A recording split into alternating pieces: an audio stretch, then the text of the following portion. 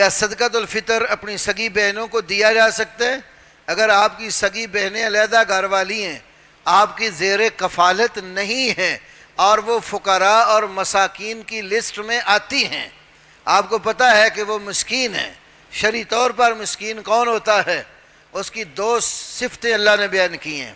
ایک تو یہ ہے یحسبہم الجاہل اغنیاء من التعفف، وہ سوال سے لوگ مسکین بچتے ہیں نہ مانگنے کی وجہ سے۔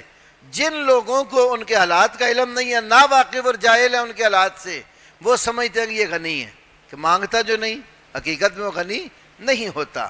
دوسرا وصف اس کا یہ ہے لا یسألون الناس الحافا، اللہ کہتا ہے وہ لوگوں سے چمٹ کر سوال بھی نہیں کرتے۔ تو صحیح مسکین شرعی ہے، نہ تو کسی کے پیچھے پڑھ کر مانگتا ہے بیچارہ، اس کی عزت نفس اس کی اجازت نہیں دیتی۔ دوسرے نمبر پر وہ کوشش کرتا ہے کہ ہاتھ پھیلانے سے بچے۔ تو جس بندے کو اس کے حالات کا پتہ ہی نہیں ہوتا، اس کے بچنے کی وجہ سے سمجھتا ہے اس کو ضرورت نہیں آ رہی ہے، تو غنی آدمی ہے۔ تو اگر آپ کے علم میں ہے واقعی وہ محتاج ہیں اور وہ صدقۃ الفطر کی حقدار بنتی ہیں، تو اپنے عزیز و اقارب میں بالکل صدقہ فطر دو۔ صدقہ فطر یا دیگر صدقات بھی قریبی رشتہ دار غریب پر خرچ کرنے سے آپ کو دوہرا اجر ملے گا۔